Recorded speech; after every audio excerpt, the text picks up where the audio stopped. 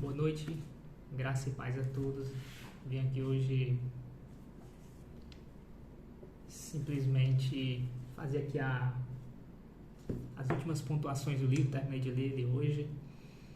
E eu quero fazer aqui algumas ressalvas, o que eu achei muito importante, não pode passar em branco, né? Que é a respeito do que ele fala aqui sobre a inspiração do livro, né, desse e de outros que ele leu para fazer, tirar a conclusão e fazer esse livro.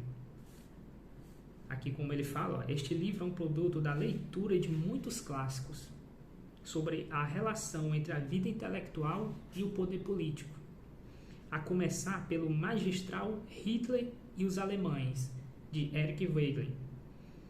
E o que Wegelin queria falar com essa obra, né? O que ele queria dizer?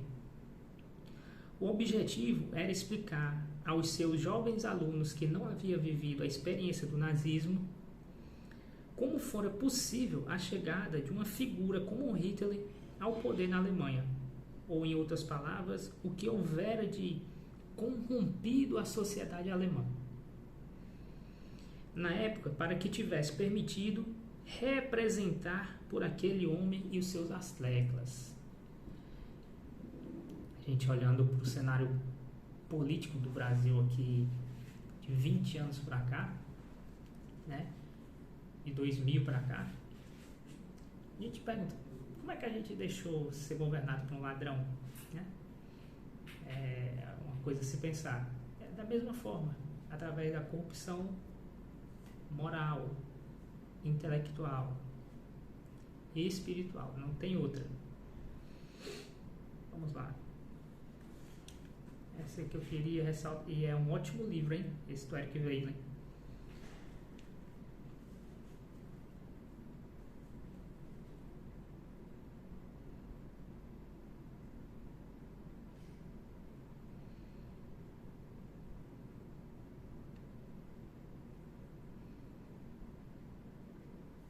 Cadê?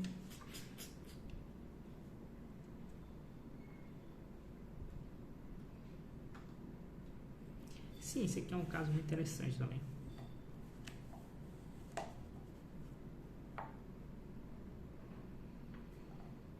O objeto de Wegelin, em suma, é investigar o que Hermann Brock chamou de a culpa dos inocentes, a misteriosa cumplicidade no mal daqueles que não parecem ser maus.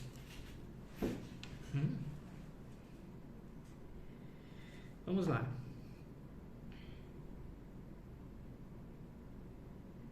Aí ele vai fazer, diz que, né, que vai fazer aqui uma comparação, né, dos anos de 1930 para servir de paralelo para a compreensão da ascensão do lulopetismo no Brasil. Olha só, hein? E mais pra frente aqui tem algo que é sensacional. Cadê?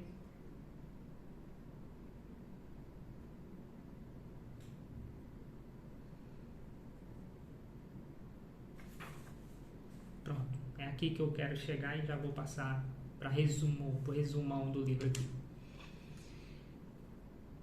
Olha só.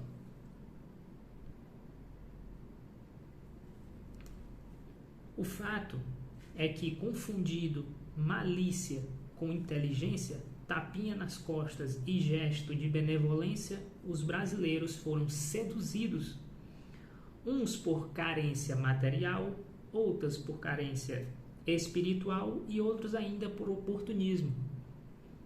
Todos os brasileiros? Claro que não.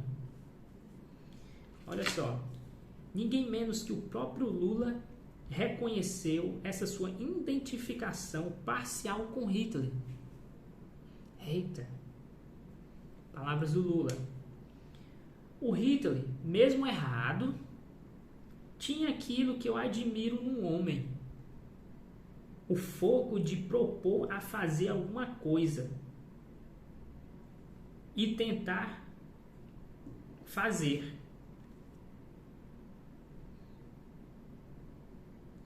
O fogo de se propor a fazer alguma coisa e tentar fazer. Não dá para entender, porque foi o Lula que disse, né? Eu achei até que eu tinha lido errado, mas não, porque é ruim mesmo. Enfim, você tá me entendendo aqui o nível? O cara admirava Hitler, pô. Ele disse que mesmo errado. Ele fala assim, errado como, né? Por exemplo, eu, Giovanni, errei por mentir para minha mãe dizendo que ia para um lugar e fui para outro.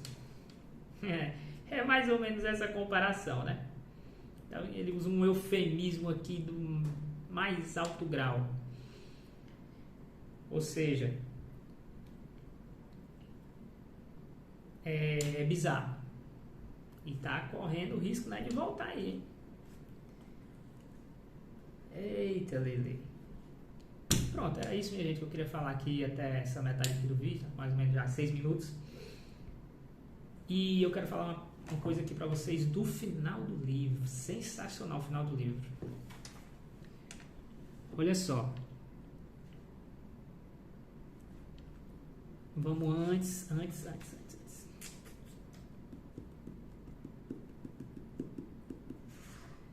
Tem aqui no final do livro. Cadê?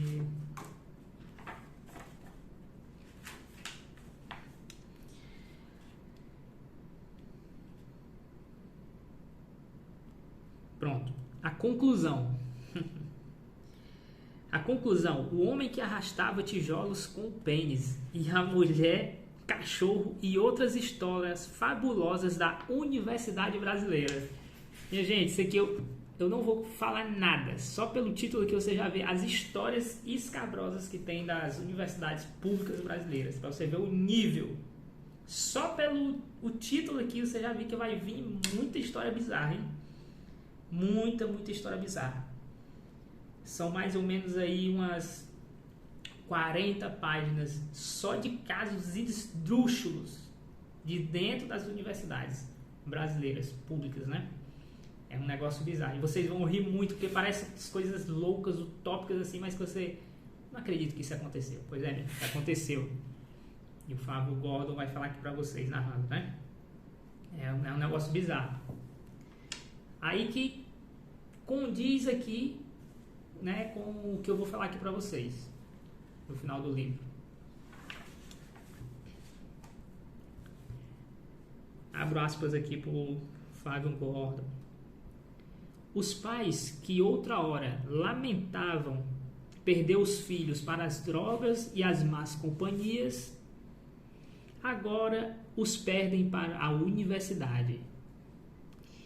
Mais dia, menos dias, a menina dos olhos da família, outra hora tão carinhosa e prestativa, entra porta adentro, transformada na mulher cachorro. Caso que eu estou te falando, né, desses casos esdrúxulos que só existem nas faculdades brasileiras públicas, hein? Se bem que as pagas também é mais ou menos por aí também. Mais uma vítima dessa gigantesca máquina de despersonalização em que se converteram as faculdades brasileiras e, ao mesmo tempo, origem e produto de toda a corrupção da inteligência. Pronto, aqui matou o livro.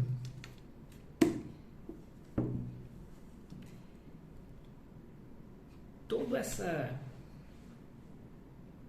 entre aspas, que vocês vão ver aqui, né, que é o senso comum, que o senso comum não existe. O livro vai lhe explicar aqui, você tem que comprar, ler para saber como é que é formado o senso comum dentro das universidades, com a ajuda da mídia, com o poder judiciário, enfim, todos eles já corrompidos. Então, esse livro vai mostrar quem são as pessoas que deram essa ideia, que tiveram essa ideia, né, de corromper as massas para daí extrair poder, de manipular e se perpetuar no poder, digamos aí, ad eterno, né? Que foi justamente o que aconteceu de 20 anos para cá, né? Ou seja, é um projeto de poder mesmo. É você emburrecer as pessoas de propósito. Isso tem método, né? Não é uma coisa aleatória.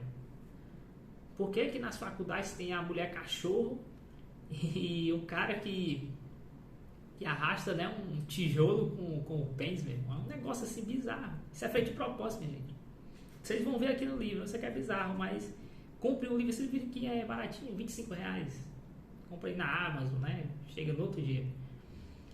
Vocês vão ver, minha gente, que a corrupção da inteligência está atrelada a essas mentes diabólicas aí, esses engenheiros sociais, por exemplo, como Gramsci, Marcuse, esses caras aí, meu Deus, né? Que